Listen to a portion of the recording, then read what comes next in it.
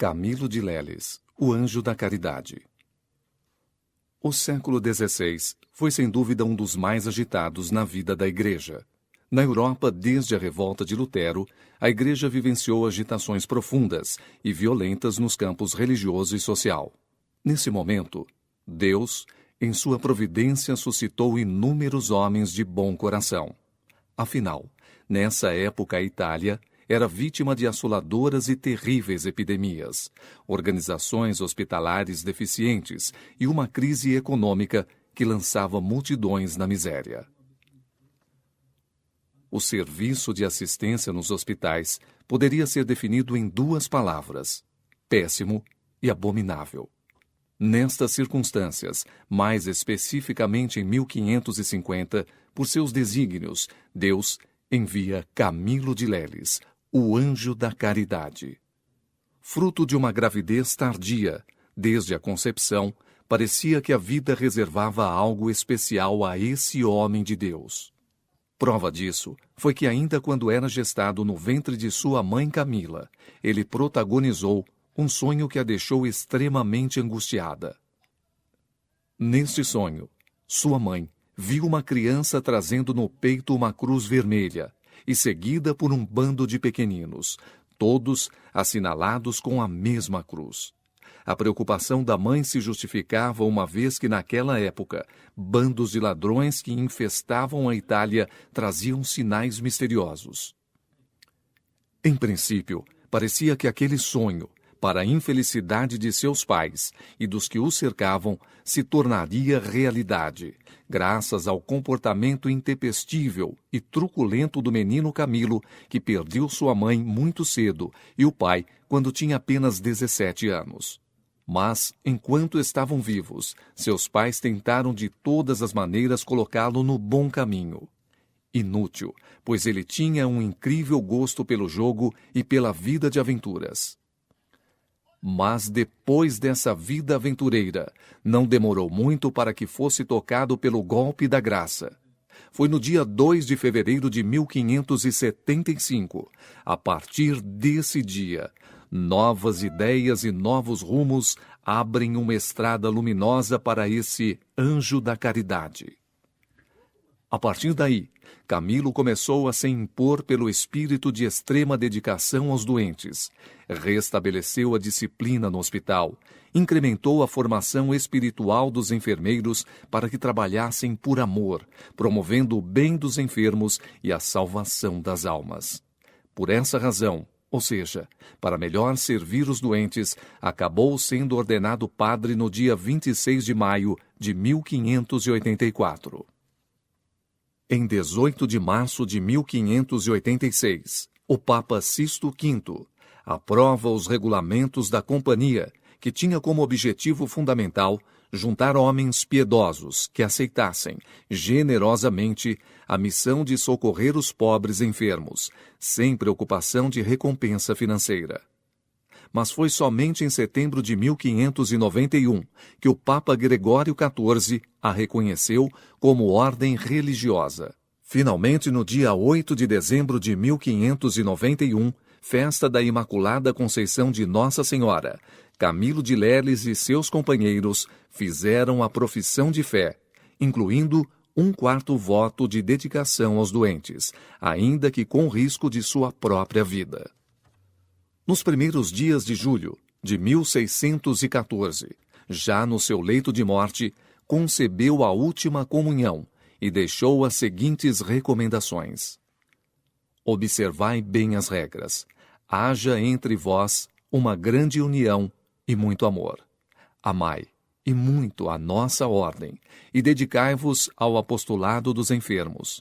Trabalhai com muita alegria nesta vinha do Senhor, e já que Deus se serviu de mim, um pecador, para fundar miraculosamente esta ordem, ela há de propagá-la para o bem dos doentes e também para muitas almas, pelo mundo inteiro.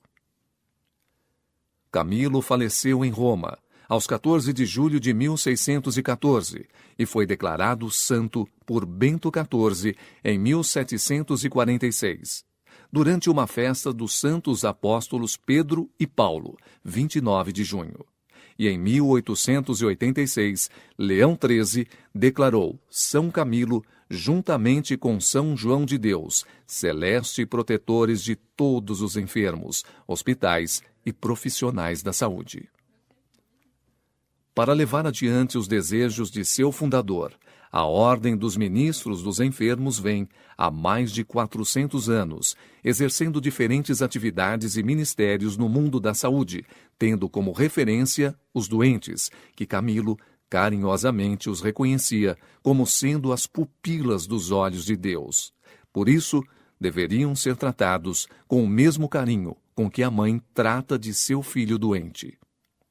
A Ordem Camiliana foi se espalhando pelo mundo e atualmente está presente em 36 países. No Brasil, os primeiros religiosos chegaram em 1922, os padres Inocente Radrizani e Eugênio Dalla Giacomo. Aqui, juntamente com leigos, seus colaboradores, os religiosos camilianos estão espalhados em quase todo o território nacional, atuando em nome da Igreja, da qual é parte viva. A província camiliana brasileira é a mantenedora que coordena todas as atividades desenvolvidas no Brasil, que estão divididas nas seguintes dimensões. Dimensão formativa. A dimensão formativa é desenvolvida nos 7 seminários e nas 7 comunidades religiosas. Propedêutico. O propedêutico tem o objetivo de continuar o processo de discernimento iniciado na animação vocacional e fazer uma experiência de modo mais intenso da vida comunitária, espiritualidade e carisma camiliano. Postulantado. Nessa etapa, além dos estudos filosóficos, o candidato é acompanhado e avaliado para que possa descobrir suas aptidões para a vida religiosa camiliana. Noviciado.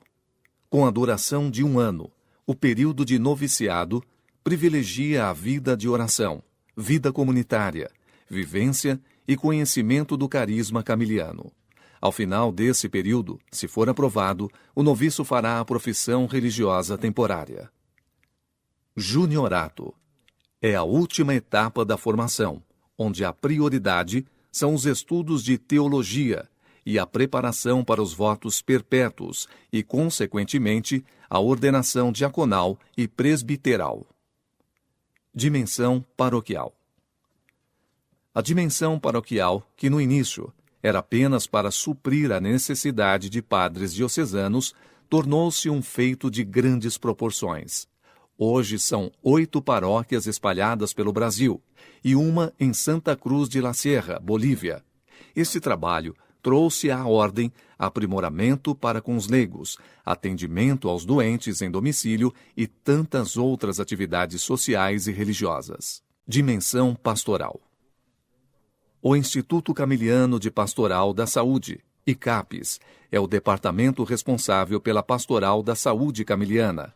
Para isso, investe cada vez mais na preparação de padres, religiosos e leigos interessados em atuarem junto aos doentes e necessitados nas dimensões solidária, comunitária e político-institucional.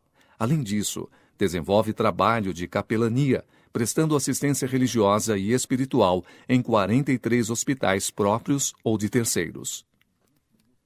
Dimensão missionária. A dimensão missionária está focada principalmente nos assuntos relacionados à saúde, mas a doação de toda a equipe voluntária é imensa em todos os aspectos sociais. Está presente nas cidades de Macapá, no Amapá, Fortaleza, no Ceará, e em Santa Cruz de la Sierra, Bolívia. Macapá. Essa missão visa atender às dificuldades dos moradores das regiões ribeirinhas, para conseguir um pouco de benefícios na área da saúde. José Raul Mate, padre e médico, é o responsável pelo trabalho. Além de clinicar e celebrar missas, ele prepara agentes de saúde para atuarem nas comunidades interioranas e ser um elo entre o hospital e as comunidades. Fortaleza. A missão em Fortaleza está presente nos fóruns de defesa da criança e adolescente e coordena em âmbito nacional a área de ação de meninas e meninos em situação de risco da Pastoral do Menor, CNBB. Na Arquidiocese de Fortaleza e no estado do Ceará, os serviços são prestados em quase todas as cidades. Com a ajuda financeira da Província Camiliana Brasileira, da Província Austríaca, de entidades internacionais e às vezes do município, a missão possui 4 consultórios, utilizados por voluntários médicos e psicólogos, além de um laboratório de análises e um centro de medicina materno-fetal que permite, inclusive, a realização de ultrassonografia e tococardiografia. Bolívia. A missão na Bolívia atingiu vários objetivos, tanto no aspecto religioso como no social. Exemplos disso são a pavimentação das ruas da unidade vicinal, reabertura do posto de saúde, construção de 3 classes para catequese e reuniões pastorais, melhoria do aspecto das casas e calçadas e a construção de novas casas com qualidade de estrutura e apresentação. Dimensão assistencial. As atividades camilianas de assistência à saúde no Brasil são levadas a termo pelas suas 7 entidades, a saber: a Sociedade Beneficente São Camilo. Essa entidade está sediada em São Paulo, desde a sua instalação no Brasil, em setembro de 1922.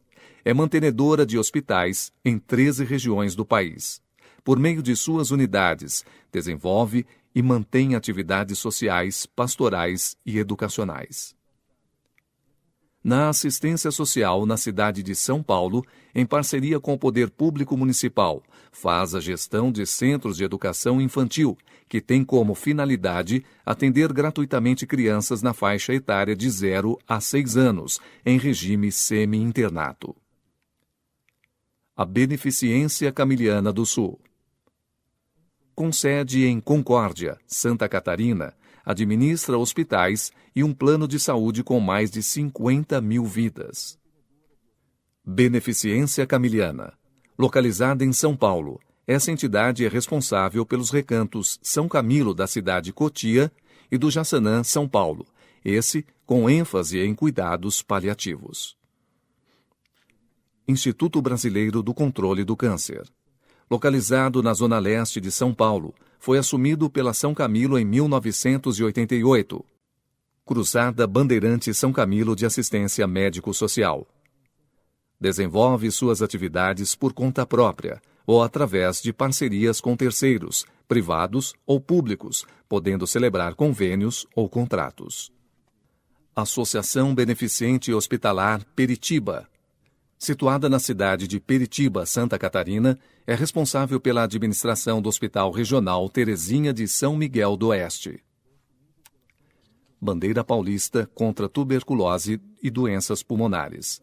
Localizada na cidade de Campos do Jordão, São Paulo, é responsável pela administração do Hospital Leonor Mendes de Barros, destinado a tratamento de tuberculosos e doenças pulmonares. Obra Assistencial Nossa Senhora do Ó. Localizada no bairro da Freguesia do Ó, na cidade de São Paulo, tem como finalidade contribuir para a proteção da família, da maternidade, da infância e da adolescência, assegurando seus direitos sociais. Atualmente, as entidades contam com dezenas de hospitais e milhares de colaboradores.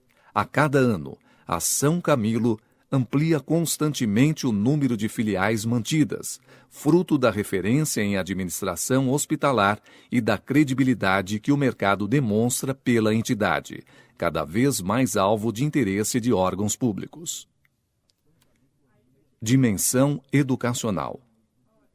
Tendo como mantenedora a União Social Camiliana, a São Camilo desenvolve importante trabalho na área educacional.